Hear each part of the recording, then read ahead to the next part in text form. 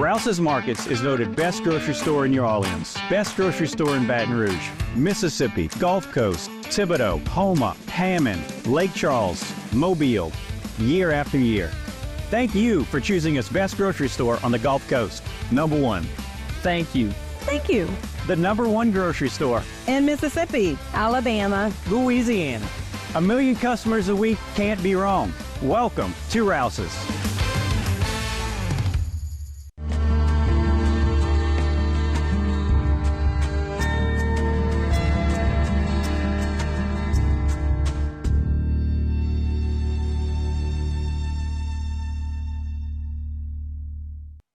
All right, we're back. It's time for Good Vibes. I'm Martin Falls.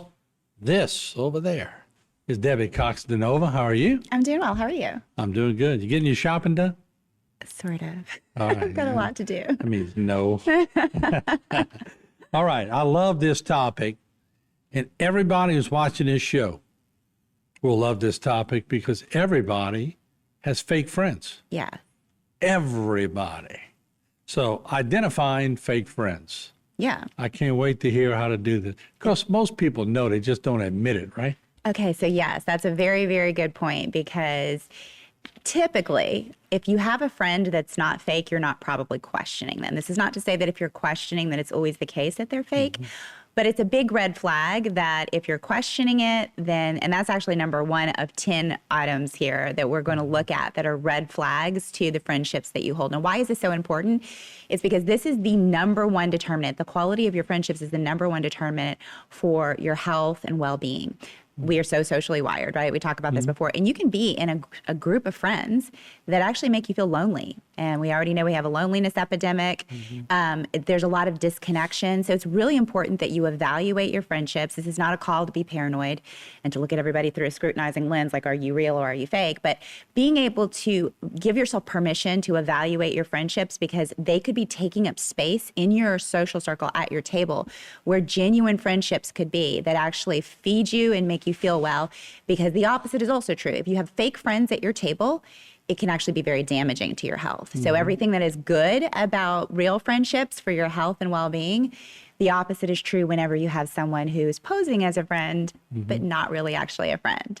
Okay. Yeah. So number one is that fake friends are masters of inconsistency. So if you have a friend who presents one way in front of certain people, presents a different way in front of other people, says one thing but then does a completely other thing, is just basically inconsistent in your life, this is a big red flag because it means that they're not rooted in authenticity. And authenticity is one of the foundational pieces to a real and true friendship, right? You have trust, you have respect, and you have authenticity. If you have those things in a friendship, then you have something that's actually a reciprocal good thing for both partners. But people who are fake tend to they sway with the weather, right? So if it's working for them, they'll be there. If it's not, they won't. They'll say something, they'll make promises, but then they don't show up, right? So masters of inconsistency. Number two is that the relationship feels transactional in nature. Now, friendships are one of these places where it is the only relationship really where you can say that the truest form of friendship is that the relationship itself is the transaction, right? You're not trying to get anything out of each other. In every other kind of relationship, romantic or otherwise, it can be said that there's some sort of level of transaction there. Like, what am I getting out of this? And, versus what you're getting. But in friendship, this is a very equal playing ground in a healthy relationship where the actual relationship itself should be the transaction. But when you have a friend who it feels as though when something really good happens for you, they're there, right? To participate in that. When you have a bad, if you're having a bad season of life, they're nowhere to be found. If there's nothing to gain out of being in your circle or at your table, they're disappearing, right? And it feels very much like they're in it for what they can get out of you. That's a big red flag. Number three is the way that you feel. Do you feel small and insecure and insignificant around them? Because a lot of times in these relationships, there's a power dynamic where the fake friend will actually create this sort of inconsistency and work it so that you're actually seeking for their approval. So that can make you They leave want to insecure. dominate. Yeah, it's like any other, and it's not necessary to say that fake friends are always being abusive, but in some cases they actually are seeking for control in their relationships. And we already know that all abuse relationships are built around control, like being able to manipulate. People seek out groups they can control. Yes. Right. So if someone if you're feeling like you're not quite sure about yourself, and the longer this relationship goes, the more insecure you're feeling, big red flag. That should your relationship should make you feel more secure over time, and it should make you feel more yourself, more supported. And if it's going the opposite direction, that's not a good sign. Number 4 is a lack of empathy. Empathy is extremely important for a relationship. It should feel as though your friends are actually feeling into your problems and helping you to process things, right? Somebody who's lacking empathy, and it's not always malicious. Like, people who lack empathy are usually disconnected from their emotions.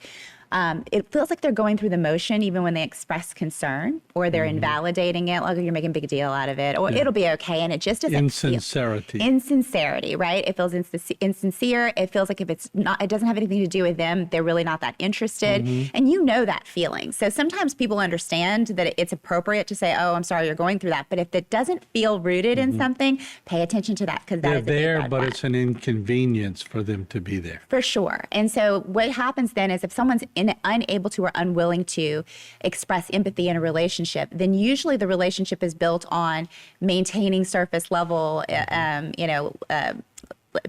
it looks on the surface, or whether or not this relationship is moving them forward toward a personal goal. It's really not about the relationship What you're itself. describing is they're just not genuine. Exactly, right. And then there's not a real bond, which means you don't really actually have a real friendship, Right. which is what's necessary for all of those beneficial things.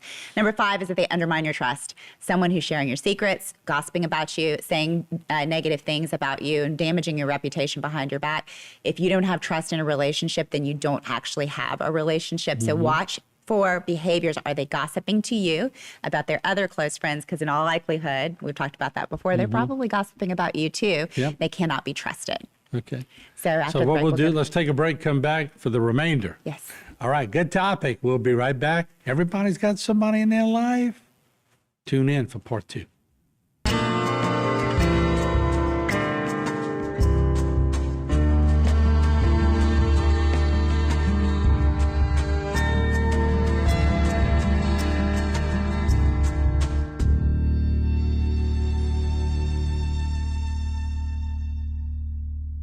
Today's social media segment is brought to you by Terrebonne General Health System. Your health is our legacy. Rouse's, you're either local or you're not. Buick, the craft of modern luxury. St. Martin and Bork, know your rights.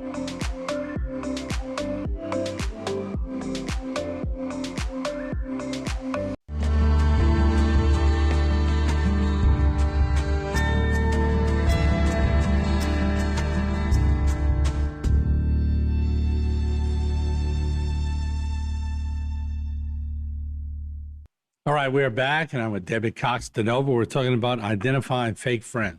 I had the best teachers in the world, my mom and dad, who all around us, I could see people whose friends were whatever social or economic base they wanted them to be. Mom and dad had friends of all types, and they were genuine friends. And it didn't matter if you made $20,000 a year or if you made $1 million a year. Yeah. It was genuine. Yeah. But so I learned a lot from mom and dad. Oh yes, and that's really important, right? Because relationships are so important to us, and a lot of times it's really important to understand that, not so that we can justify the behavior, but that a lot of times people are not intentionally being a fake friend. Some people are just very wounded from the past. They're trying to seek for approval. They don't actually, oftentimes, if they don't have any empathy, they're not emotionally connected enough to even understand or pick up the cues that their behavior is causing harm to someone else. We like to joke in my circle of friends that they don't have the horsepower. Yeah. Yeah, exactly. So it's not, about making them wrong necessarily. It's about understanding not to put yourself in harm's way, essentially, you know, Right. and you really can put yourself in harm's way. It's not just about being uncomfortable. It literally can damage your health over time and cause you to have stress and anxiety. It's really an important thing to remember. Here's another thing is that whenever you have a success in your life, this is number 6, right? You want friends who are actually going to celebrate your successes and they look expanded. Pay attention, and this is one thing we talked about with ambivalent friendships. Are they really happy for me when I win? Right now, a lot of times, especially if someone is unconscious, your wins can make them feel insecure, especially if they're not winning, right? And that's a normal dynamic. But if they cannot get over that enough to actually celebrate with you and clap whenever you win and lift you up, then you are dealing with someone who's going to be damaging for your health, period, at the end. Okay, so are they celebrating successes, or is it always they're so centrally focused on themselves that they can't think about your wins as a win for them as well? Well, they're like, oh, that was great. Yeah, like they'll just dismiss it, downplay it. Oh, that's easy. They'll like anybody one-up could you. do that. Or one-upping, right? Exactly. Like bring it all the way back to them every single time. Always pay attention to that red flag. 7, surface level. So when you have a genuine connection with someone, it feels genuine, right? Versus someone who has a surface level connection with you where it's good times, but you don't actually feel a bond with that person. Not to say that there's nothing wrong with having good time friends, right? But if you, especially in that inner circle, and most people agree that like maybe 3 or 4 is the appropriate number for those close friendships, really pay attention to the people that you bring all the way into your inner circle, because if it's a surface level thing and it's based on things that are superficial, then when superficial things shift, then so too can the relationship with them, and you just won't feel connected to them. All right. And number 8 is negative energy. Are they constantly bringing negative energy? Is it always like dumping and negative Nancy? And every time something positive happens, they have the negative view on that. Over time, that can be extremely damaging to your health. And they could be just using you as, like we talked about my kids talking about trauma dumping, right? They could just use you as a trauma dumping ground, and that's all that they see you as, like a place where they can dump on. We call it poison.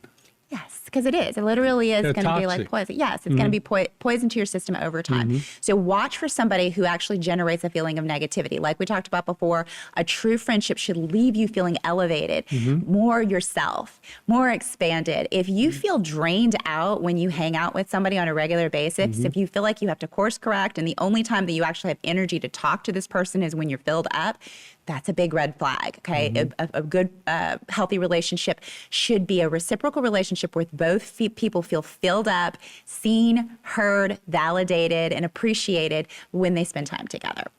Number 9 is that they create drama and chaos. We all know somebody who is prone to creating drama and chaos. And so they thrive off of it. So they're gossiping and they're putting themselves in the center of drama that doesn't even actually have anything to do with them, so that they can actually feel a sense of importance, so that they can actually bring the spotlight back to them. And if you feel like you are always providing the role of being the calm in their storm, and you don't know what angle they're going to take and what they're going to be upset about next, big red flag, and we all know them. So a person who is healthy in a relationship wants to lean toward peace. They want to generate more peace for you and for themselves. And if someone is addicted to drama in such a way that it always tends to drag you into things where you're like, whoa, like what? Be very, very cautious, very dangerous over time. The last one is very simple, and we kind of started with it. If you find yourself questioning, we don't typically question what is real, right? If something feels good and it feels like a genuine friendship, we're not typically going, I wonder if this is a fake friendship. If you're questioning it, you're already in the danger zone, because that means that you have an ambivalent friendship, which is the most dangerous kind of friendship there is. You don't know whether or not they're going to take swipes at your neck when you're not looking. You don't know if you want to spend time with them or whether they want to spend time with you. You're on unshaky territory, so whether or not they are trying to be a genuine friend, you need to pay attention with what's happening inside of you, because that's going to matter the most for your health and your well-being. I got a couple of friends that call all the time just to chit-chat. Yeah. I got a few friends that call all the time, and you're waiting for the hook to go, oh, by the way, Yeah. the reason I was calling, Transactional. yep. Yeah. You needed something. Exactly. Sometimes pick up the phone and call your friends because you just want to tell them hello. Yes, exactly. That's a good start. Yeah, for All sure. right, good topic, Debbie. All right, we'll see you next week on Good Vibes. Pick up the phone, call somebody.